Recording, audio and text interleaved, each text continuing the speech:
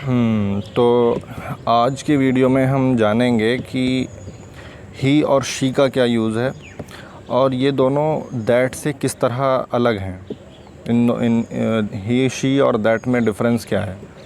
उससे पहले दो तीन छोटी छोटी बातें देख लेते हैं, फिर मेन टॉपिक पे आएंगे। तो सबसे पहले देख लेते हैं हम एंड का यूज़। इंग्लिश में एंड का यूज़ किस तरह किया जाता है। तो इसका यूज़ समझने के लिए मैंने एक सीन यहाँ पे लिखा है कि मान लो कि हम किसी चिड़ियाघर में हैं और बच्चों को हम बता रहे हैं कि ये शेर है और वो चीता है।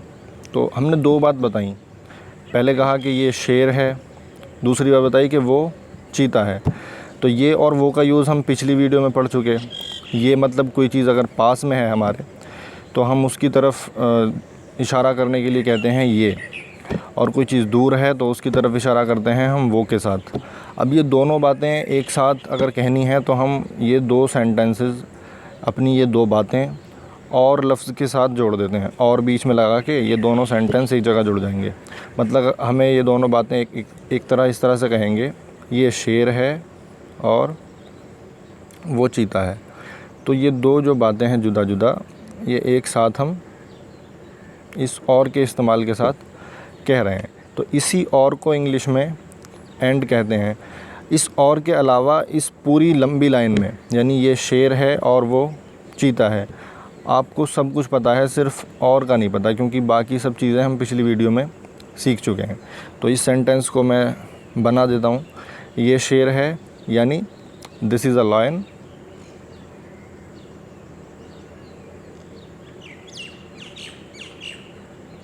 हमने बताया और को लिखेंगे क्या, एंड वो चीता है, दैट्स अ चीता, एंड दैट इज़ अ चीता। ठीक है। तो ये भी बताता चलूँ मैं यहाँ के बहुत से लोग चीता को टाइगर लिखते हैं, तो टाइगर असल में बाघ को कहते हैं। ये दोनों अलग अलग हैं। तो चीता को इंग्लिश में चीता ही कहते हैं, बस स्पेलिंग थोड़ी सी अलग है, लास्ट में एक एच लिखा जाता है। और हिंदी में भी वैसे देखा जाए तो ठीक स्पेलिंग यही होगी। खैर, this is lion, this is a lion and that is a चीता। ठीक है। इसी तरह का एक और यूज़ हम देख लें। हम मान लो किसी दुकान पे हैं और दुकानदार हमें बता रहा है कि ये चावल हैं और वो दाल है। तो यहाँ मैंने हैं को हाईलाइट किया है, आप देख सकते हैं लाल कलर से। ये हाईलाइट इसलिए किया है क्योंकि मैंने पिछले वीडियो में आपको बताया था कि इस जो यूज़ कर रहे हैं हम, उसका मीनिंग हमेशा है नहीं होता। वो पिछली वीडियो में मैंने कहा था तुमसे। इस असल में यूज़ होता है अकेली चीज़ के लिए। अकेली चीज़ के लिए मतलब दिस और दैट जो हैं ये अकेले एक चीज़ के लिए यूज़ होते हैं हमेशा। तो इसलिए यहाँ हम जो कह रहे हैं ये चावल हैं, तो चावल हैं तो बहुत सारे ढेर लग रहा होगा चावल का, लेकिन उस पूरे ढेर को एक ही जगह गिना जाता है, उसे एक चीज़ की तरह बोला जाता है। जैसे पानी है, अब पानी की एक बूंद तो नहीं है ना, पानी तो बहुत सारी बूंदों से बना हुआ है, लेकिन उसको पूरी एक यूनिट समझकर अकेला समझा जाता है। इसी तरह ये चावल जो हैं या कोई भी इस तरह की चीज़ होगी जिसको गिनते नहीं हैं, तो जब हम ये और वो का इशारा उसकी तरफ करेंगे तो हम उसको एक ही चीज़ मानेंगे। ठीक है। तो इसका मतलब हमेशा है नहीं होता, है के लिए भी ईज़ लग सकता है और है के लिए भी ईज़ लग सकता है। ठीक है। तो ये चावल हैं, इसे हम लिखेंगे दिस इज़ राइस। ठीक है, दिस इज़ राइस एंड वो दाल है, दैट इज़ पल्स।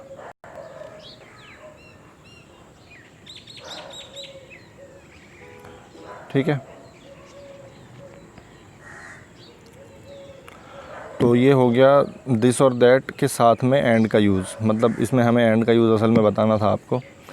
तो ये हो गया ख़त्म। अगली चीज़ है यूज़ ऑफ अपोस्ट्रॉफ़ी। अपोस्ट्रॉफ़ी इस निशान को कहते हैं जो आप यहाँ ब्रैकेट में देख रहे हैं, ये जो निशान है, इस निशान को कहते हैं इंग्लिश में अपोस्ट्रॉफ़ी। ठीक है। तो इसका यूज़, इसका एक यूज़ बता देता हूँ मैं, एक फिर आगे कभी बताऊँगा।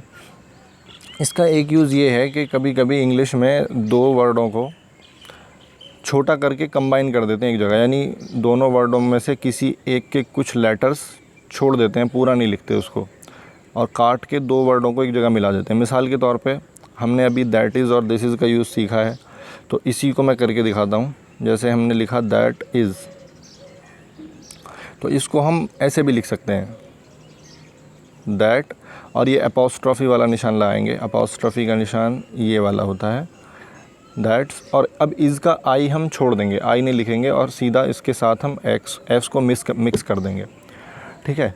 तो ये एक यूज़ हुआ, समझ में आ गया यूज़। अब देखो दैट और इज़ दो अलग अलग वर्ड थे, हमने इन दो वर्डों से पूरा एक वर्ड बना दिया, अपोस्ट्रॉफी यूज़ किया, और उससे हमने इज़ का आई ख़त्म कर दिया। तो इस तरह से बीच बीच में ये अगले वीडियोस में, क्योंकि हम जब लिखते रहेंगे इंग्लिश बोलते रहेंगे तो ये बहुत यूज़ होने वाला है, इसलिए मैंने सोचा इसको पहले ही बताता चलूँ, ठीक है। तो इस मार्क का नाम जो आपने देखा है, छोटा सा मार्क, कॉमे जैसा जो मार्क है ऊपर की तरफ, इसको अपोस्ट्रॉफी कहते हैं।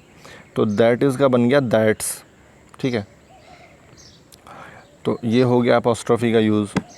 दिस इज़ को भी ऐसे ही लिख सकते हैं हम, दिस इज़ को, उसका भी आई ख़त्म कर देंगे, दिस इज़, उसको हम लिख सकते हैं दिस, और अपोस्ट्रॉफी लगाओ और एस लगा दो ऐसे। लेकिन पढ़ने में दिस इज़ ज़्यादा आसान है ना, दिस इज़ वो पढ़ा ऐसे ही जाएगा दिस इज़, मगर दैट इज़ पढ़ने से ज़्यादा आसान है दैट्स, ठीक है। तो हम ऊपर इनका यूज़ करके देख लेते हैं थोड़ा सा। जैसे मैंने लिखा था दिस इज़ अ लॉयन, तो इसको हम ऐसे लिख सकते हैं this is a lion and that's a चीता, ठीक है। और ये पढ़े भी फिर ऐसे ही जाएंगे, this is a lion and that's a चीता। पढ़ने में अपनी मर्ज़ी है, किसी को अगर आसानी से पढ़ा जाता हो दिस इज़, तो वो पढ़े, मुझसे नहीं पढ़ा जाता, मैं तो इसको दिस इज़ ही पढ़ता हूँ, ठीक है। तो this is a lion and that's a चीता, ऐसे ही हम इसमें इसको लिख सकते हैं this is rice and that's pulse,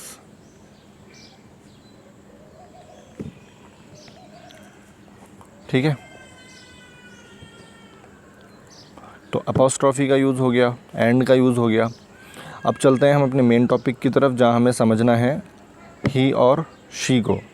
तो अब ज़रा ध्यान दो, हमने तीसरा सीन क्रिएट किया यहाँ पर कि हम पहले से मिस्टर नदीम को जानते हैं, हम जानते हैं पहले से मिस्टर नदीम को। आपको दिखा देता हूँ मैं, कल जब हमने एग्जाम्पल्स किए थे तो वहाँ मिस्टर नदीम बैठे हुए थे, ठीक है ना। ये देखिए, ये रहे मिस्टर नदीम, दिख गए होंगे आपको। तो कल हमने इनके बारे में बात की थी, ठीक है। तो इसी को यूज़ करते हैं हम अपने ही और शी के यूज़ को समझने के लिए। तो यहाँ आते हैं वापस से हम। तो हमने ये बात पहले पढ़ चुके हैं हम कि ये मिस्टर नदीम है, दिस इज़ मिस्टर नदीम। इसका मतलब मिस्टर नदीम हमारे पास में खड़े हैं या बैठे हैं, और हम किसी और को बता रहे हैं। मिसाल के तौर पर मैं तुमको बता रहा हूँ कि ये मिस्टर नदीम है। अब अगर मैं इनके बारे में कुछ और बात बताना चाहूँ तो मैं दो तरह से बता सकता हूँ, या तो मैं इनका नाम लूँ, या तो मैं कहूँ कि मिस्टर नदीम एक डॉक्टर हैं,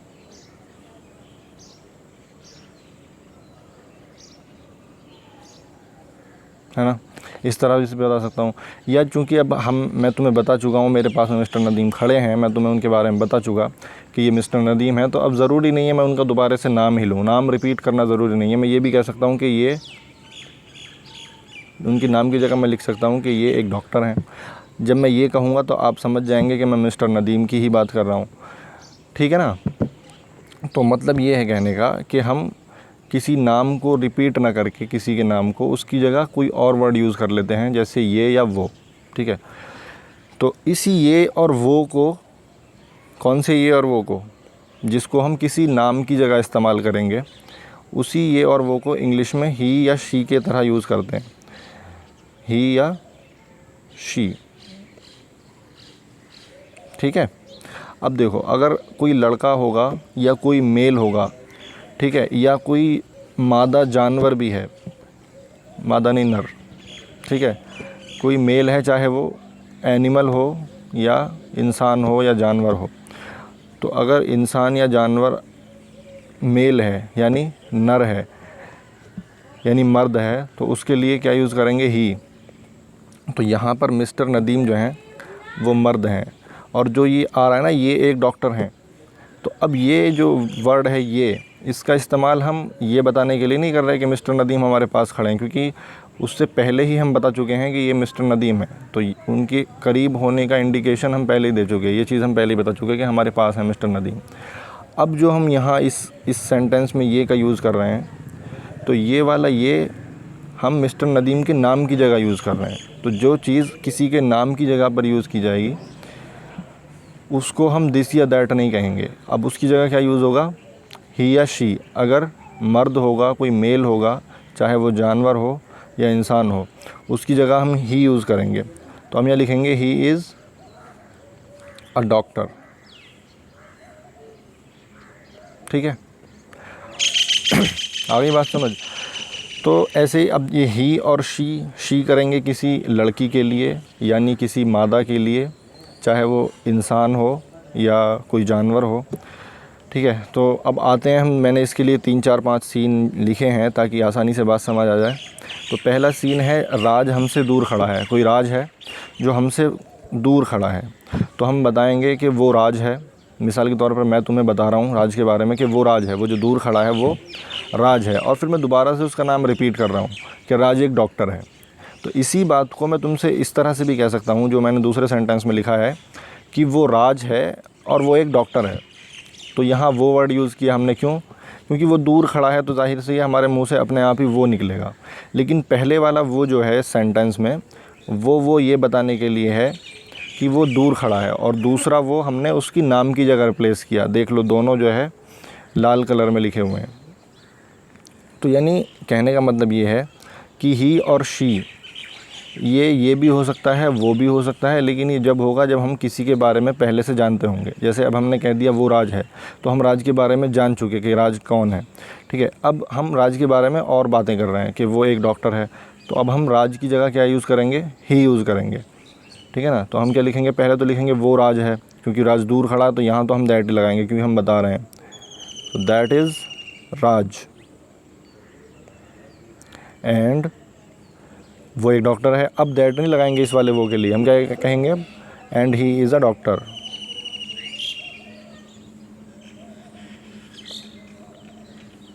ठीक है ना? दोनों वो में फ़र्क समझ में आ गया? जो वो हमने उसके नाम की जगह यूज़ किया, क्योंकि हमें पहले से ही पता है राज के बारे में हम बात कर रहे हैं, तो बार बार राज कहने की ज़रूरत नहीं है। तो इसलिए ये वाला जो वो है ये ही बन गया। ठीक है, इसी तरह हम दूसरे सेंटेंसेस देख सकते हैं। अब दूसरे सीन में क्या है? राज हमारे पास खड़ा हुआ है। तो जब कोई हमारे पास खड़ा है तो हम वो राज है नहीं कहेंगे, हम कहेंगे ये राज है, और राज एक डॉक्टर है। तो बार बार राज राज कहने की ज़रूरत नहीं है, हम बस ये कह सकते हैं, दूसरे सेंटेंस में मैंने लिखा है कि ये राज है और ये एक डॉक्टर है। ठीक है, तो हम इसको कैसे लिखेंगे? ये राज है, तो पहले तो हमने बताया कि ये राज है, यानी राज हमारे पास खड़ा है। हमने राज का इंट्रोडक्शन कराया पहली बार में। तो जब पहली बार किसी का इंट्रोडक्शन कराएंगे तो क्या कहेंगे? दिस इज़ राज, एंड ये एक डॉक्टर है। अब राज हमारे पास खड़ा है, ये हम बता चुके। अब राज के बारे में हम और बातें कर रहे हैं, तो जब और बातें करेंगे किसी के बारे में, तो और उसका नाम भी नहीं लिया हमने कहा ये एक डॉक्टर है, तो हम क्या कहेंगे उसे? ही इज़ अ डॉक्टर, क्योंकि वो एक मेल है, वो आदमी है, और आदमी का क्या यूज़ होगा? ही, और औरत होगी तो क्या यूज़ होगा? She. He is a doctor. ठीक है, तो दैट और ही का फ़र्क समझ में आ गया होगा मेरे ख्याल से। दैट का यूज़ हमेशा हम करते हैं, खूब समझ लो ये चीज़। दैट का यूज़ जब भी करेंगे, हम करेंगे किसी को ये बताने के लिए कि वो चीज़ दूरी पर है हमसे, और दिस का यूज़ करेंगे ये बताने के लिए वो चीज़ हमारे पास में है। लेकिन ही का यूज़ हम चाहे वो लिख रहा हो चाहे ये लिख रहा हो, जब हम पहले से किसी के बारे में जानते हैं कि हम किसके बारे में बात कर रहे हैं, तो उसकी नाम की जगह जब हम बोलते हैं ना ये या वो, तो तब ही और शी का यूज़ होता है ना? जैसे ये राज है, दिस इज़ राज, और ये एक डॉक्टर है, and he is a doctor. तो राज के बारे में हमने पहले बता दिया कि ये राज है, हम राज के बारे में कुछ और बताएंगे तो उसका नाम हम बार बार इस्तेमाल नहीं करेंगे, बल्कि अब ही जितनी बार भी हम उसके बारे में कुछ बताएंगे तो ही यूज़ करेंगे। तीसरे सीन में मैंने एक लड़की का नाम यूज़ किया है ताकि हम शी का यूज़ भी देख सकें। तो सीमा हमसे दूर खड़ी है, अब तो दूर जब वो हमसे है तो हम लिखेंगे क्या कि वो सीमा है, और सीमा एक टीचर है। ठीक है, तो सीमा का नाम मैंने रिपीट किया, इससे अच्छा है मैं नाम रिपीट ना करके कुछ और वर्ड यूज़ कर लूँ, यानी वो सीमा है और वो एक टीचर है। तो इसे कैसे लिखेंगे हम?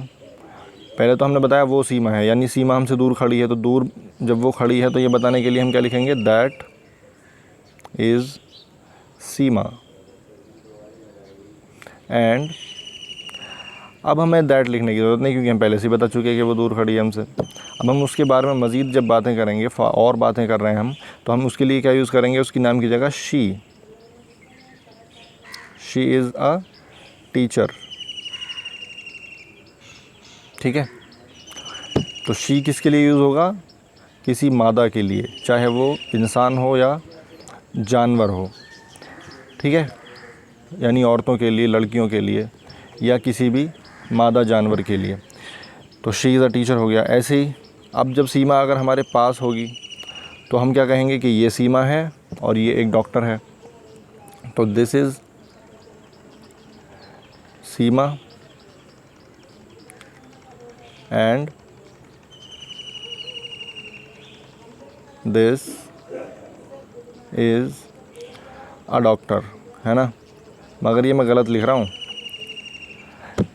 है ना। दिस इज़ अ डॉक्टर कहने की ज़रूरत नहीं है, क्योंकि ये सीमा है वो हम बता चुके पहले ही। अब उसके बारे में हम जब मज़ीद बता रहे हैं, उसके नाम की जगह जब हम ये यूज़ कर रहे हैं तो दिस यूज़ नहीं करेंगे, हम कहेंगे कि शी इज़ अ डॉक्टर।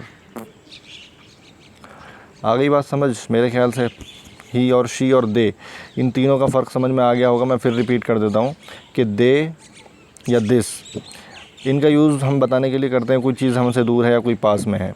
और ही और शी हम जब करते हैं जब हम किसी के बारे में पहले से बात कर रहे हैं और हम उसका अब नाम रिपीट नहीं कर रहे, बल्कि उसकी नाम की जगह हम ये या वो का वर्ड यूज़ कर रहे हैं, जिसका मतलब उसका ये बताना नहीं है कि वो दूर है या पास, बल्कि हम उसके नाम को बार बार रिपीट ना करके ये या वो बोल के उसके बारे में और बातें बता रहे हैं। तो जब हम ऐसा करेंगे तो हम ये या वो की जगह क्या यूज़ करेंगे, ही और शी। ही करेंगे लड़के के लिए यानी मर्दों के लिए, और शी करेंगे लड़कियों के लिए, औरतों के लिए, फ़ीमेल के लिए, या किसी फ़ीमेल जानवर के लिए। ठीक है, तो अब एक बात और है यहाँ पर कि हमारे यहाँ से मुझे सबका नहीं पता, पूरे हिंदुस्तान का नहीं पता, लेकिन हमने अपने इलाके में जो देखा है, जो किताबें ग्रामर सिखाने वाली हिंदी की जो किताबें होती हैं, उनमें अक्सर ही और शी का मतलब लिखा होता है वह। हिंदी में वह बोलते हैं या वो बोलते हैं उर्दू में, तो वह और वो लिखा होता है ही और शी के बारे में। कभी ये मीनिंग नहीं लिखा होता कि उसका मीनिंग ये भी हो सकता है। लेकिन ऐसा नहीं है कि ही और शी का मतलब सिर्फ वह होता है। आपने देखा अभी जब हमारे कोई पास में होगा और हम जब उसको इंट्रोड्यूस करा चुके और उसके बारे में हम मज़ीद बातें जब करना चाह रहे हैं और आगे की बातें करना चाह रहे हैं, तो फिर हम उसकी जगह शी और ही का यूज़ कर रहे हैं। ये की जगह पर भी देखो, यहाँ पर भी हमने देखा कि ये लिख रहा है, लेकिन हमने उसकी इंग्लिश का वर्ड कौन सा यूज़ करा है, शी। ठीक है, तो शी और ही का मीनिंग वह भी हो सकता है, यह भी हो सकता है, यानी वो भी हो सकता है और ये भी हो सकता है। हमें वर्ड पे ध्यान नहीं देना, हमें ये ध्यान देना है कि हम किसी के नाम की जगह कौन सा अल्फाज यूज़ कर रहे हैं। ठीक है ना। तो जो भी अल्फाज यूज़ करेंगे इंग्लिश में, उसके लिए हम ही यूज़ करते हैं लड़कियों के लिए, और शी यूज़ करते हैं लड़कियों के लिए, यानी मेल के लिए ही और फीमेल के लिए शी। तो ही, शी, दैट का यूज़ हो गया, अपोस्ट्रोफी का यूज़ हो गया और एंड का यूज़ हो गया। ये चीज़ हमने इसमें पढ़ी। तो अब ये सब पढ़ते पढ़ते हमने ग्रामर में क्या क्या पढ़ लिया, ज़रा उस पर एक नज़र डाल लेते हैं हम। सबसे पहले जो हमने एंड का यूज़ पढ़ा था, ये और की इंग्लिश में क्या कहते हैं इसको, एंड। तो इंग्लिश ग्रामर में पूरा एक चैप्टर होता है कंजक्शन का। कंजक्शन यानी वो वर्ड्स होते हैं जो दो अलग अलग सेंटेंसेस को एक जगह जोड़ने के काम आते हैं। जैसे हमने ऊपर वाले एग्जांपल में देखा कि ये दो सेंटेंस थे, ये शेर है, वो चीता है। इनको हमने एक वर्ड से जोड़ा, एंड से। This is a lion and that is a cheetah. तो एंड क्या है, एक कंजक्शन है। तो यहाँ हमने कंजक्शन का मतलब भी समझ लिया ग्रामर में कि कंजक्शन वो वर्ड्स होते हैं जो एक से ज़्यादा सेंटेंसेस को आपस में जोड़ने के काम आते हैं। वो सिर्फ एंड नहीं है, और भी बहुत सारे वर्ड हैं, लेकिन एंड आज हमने पढ़ लिया है। इसके बाद हमने क्या चीज़ पढ़ी ग्रामर की, पंक्चुएशन। पंक्चुएशन कहते हैं इन मार्क्स को, पंक्चुएशन मार्क्स को नहीं कहते, मार्क्स को मार्क्स ही कहते हैं। ये जो मार्क्स दिख रहे हैं ना आपको, ये है, ये इस तरह के जितने भी मार्क्स यूज़ होते हैं लिखने में, इस तरह के जो मार्क्स हैं, ये इनका सही इस्तेमाल करना, ठीक है। इनको कहाँ कौन सा मार्क कहाँ पे यूज़ होगा, क्वेश्चन मार्क कहाँ यूज़ होगा, अपॉस्ट्रफी कहाँ पे यूज़ होगा, कॉमा कहाँ यूज़ होगा, कॉलन कहाँ यूज़ होगा, सेमी कॉलन कहाँ यूज़ होगा, ये सारे मार्क्स का सही इस्तेमाल, इस इस्तेमाल को सीखने का नाम क्या है हमारा, पंक्चुएशन। पंक्चुएशन के अंदर हम सीखते हैं कि कौन सा मार्क या कौन सा निशान कहाँ पे यूज़ होता है। तो आज हमने पंक्चुएशन में से कौन सा मार्क सीखा है, अपॉस्ट्रफी, ठीक है। मैंने बताया था तुम्हें अपॉस्ट्रफी के बारे में, यहाँ पे दैट्स, दिस इज़ के दो वर्ड्स आपस में हम जॉइंट कर सकते हैं। हर कुछ सारे वर्ड जॉइंट नहीं हो पाते, ऐसे कुछ ही होते हैं, जैसे ये भी यहाँ पे ये हुआ था। तो अगर कहीं आप दो वर्ड्स अपॉस्ट्रफी से जुड़े हुए देखेंगे अब आगे से कभी कहीं किताब में, तो आप समझ जाएंगे कि ये क्या हो रहा है, ठीक है ना। और तीसरी बात हमने इस चैप्टर में, ये चैप्टर कह लो कुछ भी कह लो, इसमें हमने पढ़ी प्रोनाउन की। तो ज़रा प्रोनाउन पहले फिनिश समझ लो क्या होती है प्रोनाउन। प्रोनाउन वो वर्ड होते हैं जो हम किसी नाउन की जगह यूज़ करते हैं, यानी नाउन को यूज़ ना करके उसकी जगह पे कोई और वर्ड यूज़ करते हैं।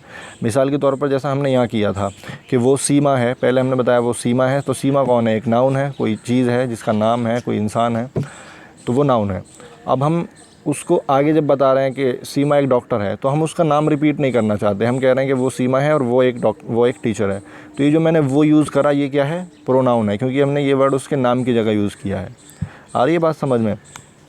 तो ही और शी, ये दोनों क्या वर्ड हुए जो हम नाउन की जगह यूज़ करते हैं, किसी का नाम ना लेकर हम कहते हैं ये या वो।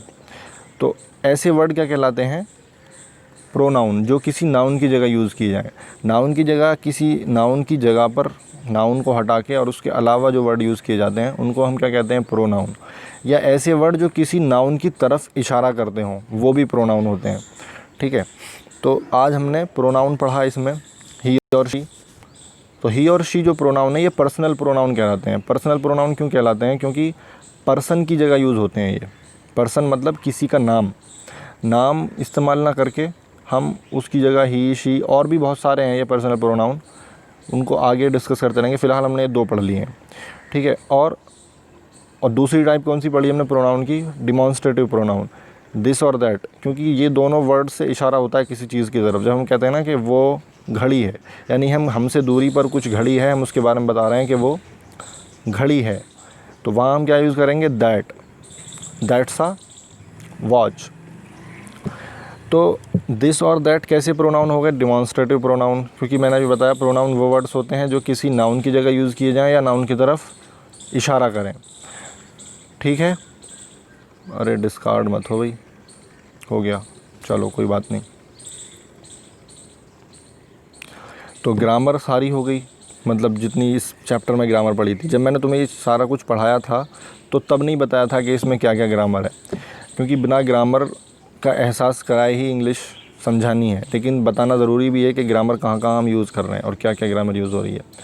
तो प्रोनाउन समझ में आ गया, डिमॉन्स्ट्रेटिव प्रोनाउन हो गया, पर्सनल प्रोनाउन हो गया, पंक्चुएशन में से अपॉस्ट्रोफी का यूज़ हो गया और कंजक्शन में से एंड का यूज़ हो गया। तो वीडियो काफ़ी लंबी हो चुकी है, यहीं स्टॉप करते हैं। अगले वीडियो में हम पढ़ेंगे सिंगुलर और प्लूरल नाउन के बारे में। सिंगुलर फॉर्म और प्लूरल फॉर्म क्या होती है नाउन्स की, उसके बारे में अगले वीडियो में डिस्कस करेंगे। बंद हो जा भाई अब।